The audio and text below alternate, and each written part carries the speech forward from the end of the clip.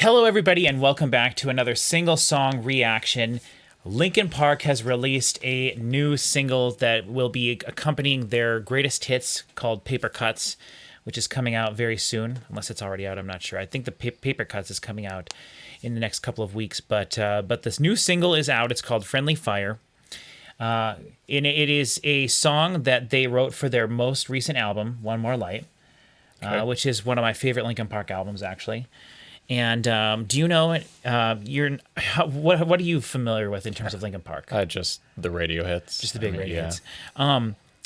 One thing that I think is important to point out, and I'm excited about this, but I will say I read today that one of the guys from Linkin Park said that they had this song kind of to the point where they were thinking that it was going to be done and ready for the album, but for whatever reason it didn't come together. Okay. And so they just kind of let it fall away from the album. Okay. And so when they got back together, I was reading that they all got back together a couple of weeks ago, or a couple months ago, I guess at this point, to like check this song and be like, okay, can we release this as a single to go along with the new greatest hits thing? Mm-hmm. And they were like, yes, and they were surprised at how far along the song was. Okay. And so I don't think they had to do very much work to this, but I'm anxious to hear it because on their album One More Light, there's almost no guitars. Like the whole album, which it's not the first Linkin Park album to have that. Their album 1000 Suns has very few guitars on it as well. But like, if you're thinking Linkin Park, like the rock band Linkin Park, like that's really not what One More Light is at all. It's just electronic dance music, or not dance music. It's just electronic music with some interesting beats and stuff.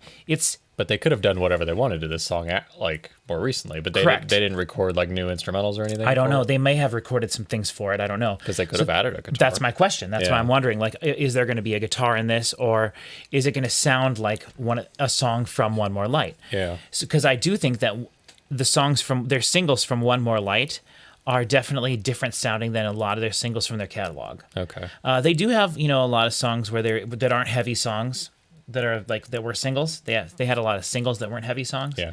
I mean, their biggest song is one In the End, right? Yeah. But that's still a rock song with guitars and Chester singing, and there's some screamers and stuff in it. I think even a little bit. And then they have One Step Closer, which is their other sort of second biggest song, and that one's where Chester's like going full out. And I'm pretty sure Chester does sing all the vocals on this. I'm sure they probably had the vocals mostly done. And then they just didn't. So I don't know very much else about this song. I know it's called Friendly Fire. We're going to watch the video and listen to the song here and just kind of see what we think of it. So let's just go ahead and do that. And we'll see what happens. I mean, I have not heard any of this yet, so I have no clue. It's 3 minutes long. So let's just see what we got here. All right. Tell me the words I've forgotten.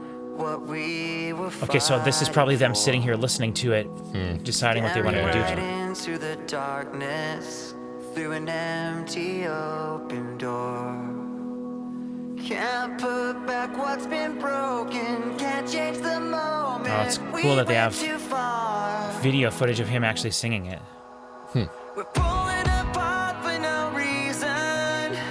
We're pulling a trigger in a useless war. And if we come back and go into the black, sounds like Mike doing the background vocals there. So that's Mike Shinoda. Okay. I was supposed to protect you, no matter what's to come. Okay, technically there's a little bit of guitar in there. That's cool though. Yeah.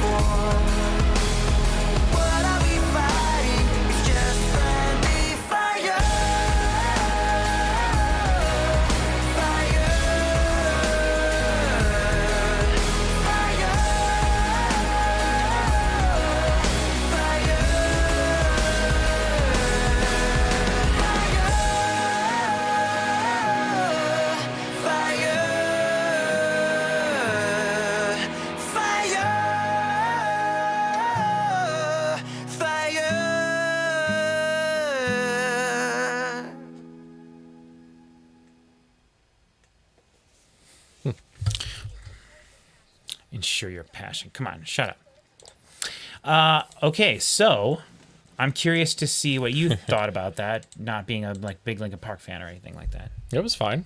Yeah. I like the video. Yeah, it was. That was really nice. They did that well. Yeah, very tasteful. Yeah. Really cool that they had all that footage of Chester. Even Chester singing the song, which is really cool. At first, I thought, because I noticed his mouth was like in shadow. I'm like, do they just like take something else? But it was clearly actual footage of him singing it. Yeah. So that definitely means they had this song pretty far along to go. Yeah. And a lot of the time, bands will have songs that are just like that they kind of do finish and don't put on an album to save for like soundtracks and stuff and just like bonus things and whatnot, or for the future, or they didn't. Because I will say, listening to that, it did remind me of several songs from One More Light. Okay. And so I'm like, well, maybe they thought it was a little too similar to certain things. I do think that when they finished this song, they may have one of the things they did on One More Light was there's a lot of vocal manipulation, like pitch shifting and stuff on things and whatnot. Not a ton of it, but I mean, there was quite a bit of that. So like they didn't have a lot of that on this. Okay. And so I'm thinking maybe they kind of scaled some of that stuff back. To make it a little different. Well, to make it a little bit more like Chester, just like being Chester, That's rather than adding all these effects on it and stuff. Yeah. And which I can totally understand why they would do that. And it's also kind of nice not to have all that stuff on this. Yeah, it's a very straightforward song. Sounds like something from One More Light. Melody wise and everything, it sounded, like I said, kind of similar to some of their other songs. That part, like very much like a couple things that they've already done on the album. So I can see why they wouldn't have it because of that. But still really nice to have, you know.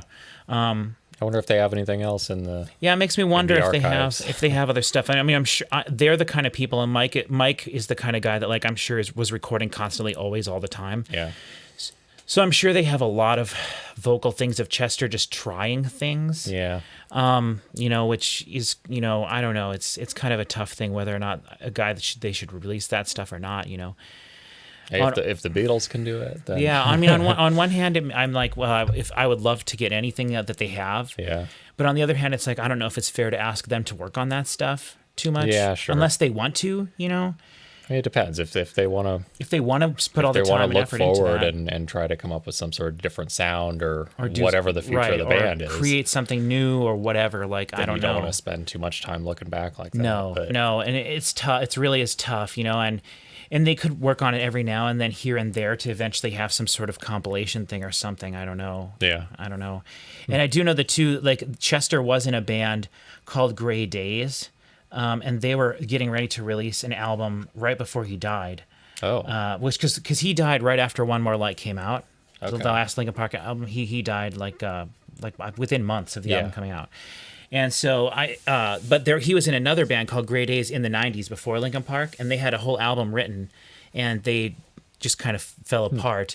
And they had recorded a bunch of new stuff, and so there actually are 2 Gray Days albums that they have released posthumously. Oh. Since Chester has died, and they're both really interesting. The first album I think is really, really good, and the second one I think is kind of the stuff they used that was sort of like B-sides and stuff. Yeah.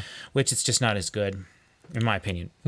But it's still really neat that it exists. Yeah. And I appreciate those, and those people put a lot of work into that. So I'm all for if someone dies, and they had a lot of stuff that was like unfinished, I'm all for like finishing that stuff. Yeah. And because it kind of validates the work that they put into it. Yeah, for sure. Right? I don't think it's disrespectful at all. I don't know if anyone's saying that about this, but no, I don't think so. It's just kind of, I don't know. It's just, does the band want to and it would spend just their kind time of, doing stuff like that? Yeah, and it would depend, like, should they tour with it then? Like, what do they do? Right. Just play the things? Do they have like a hologram of Chester up there? Do they get other people to do it? Yeah. That was a big thing with Static X, right?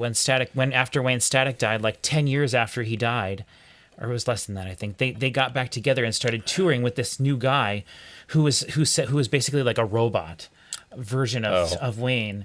And there was like, some people thought it wasn't very like on the up and up, you know? Yeah. But it's all the other members of Static X that did it. All the proceeds from everything go to the Wayne Static Foundation.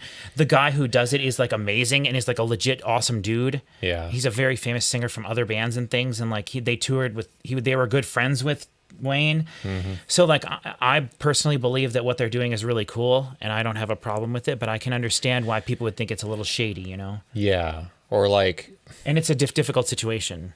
Because I know performing, the songwriter always gets all the money, right? That's a tough thing. Like they had Static X had like issues with that, like who owned the rights to this and that, and what percentage of the songs was this and that. And so so there was actually some like controversy among that stuff, and before he even died. So that I think is maybe one of the reasons people were a little like skeptical to. Because if Linkin Park say they just were like, we're gonna do a big tour and we're just gonna play all the old songs and stuff, and it's like they got a guy that kind of sounded similar that could sing the songs well, it's like it'd be nice if some of those proceeds would go to the estate. Yeah, for sure. Even though he didn't write them, like. But I think Chester did have some writing credits to certain things. Yeah, for sure. That Linkin Park is definitely a band where everyone contributed, but it was mostly Mike doing the music and Chester doing most of the singing. And Chester wrote almost a lot of the lyrics, but Mike and Chester both wrote lyrics, I think. But I think Chester wrote most of the lyrics. Yeah. Because not that his estate really needs the money, I'm sure, but no, for sure, it's not about that though. It's more about what's right. But I don't. Yeah. Anyway, I like this song though. I thought the drums sounded nice. It sounded a little bit more simplistic, I would say, than something that would be on like a full Linkin Park album. Like maybe it was a put together, not necessarily put together faster, but just like a little bit less effort put in to make it super polished. Yeah, and it seems like that was intentional to not I definitely go think too far with it. Yes, and I think that they're showing them in the studio playing some guitars and stuff to it. Like normally that song would not have any guitars on it at all, but they had a little bit of it in there, and it was really nice. And then ending it on the like acoustic guitar strum and stuff with Chester, like clearly like a intentional thing. Yeah, and really nice. I like that. Yeah, so that's cool. So yeah, that was Friendly Fire by Linkin Park off of their Paper Cuts greatest hits, which is interesting. So. Yeah. Sweet. Thank you very much for watching. And I did actually the most recent Linkin Park. I think the song was called Lost, but I did do a reaction to their most recent single that they released a couple months ago. Oh, was that another Lost? No, it wasn't for this. It was just like a bonus song. I don't remember what the circumstances were for that. Oh, I probably should, but I don't remember that. So. Cool. Anyway, go check that out if that's interesting. And we're going to do a Linkin Park reaction here on my channel pretty soon where my metal elitist friend listens Not me. to... Don't worry. My other... People that'll have a lot more to say about Linkin Park. My other friend, Chris, who is a metal elitist who's never listened to Linkin Park, is going to be listening to Linkin Park. So cool. All right, until then, thank you very much for watching, and we will see you guys next time.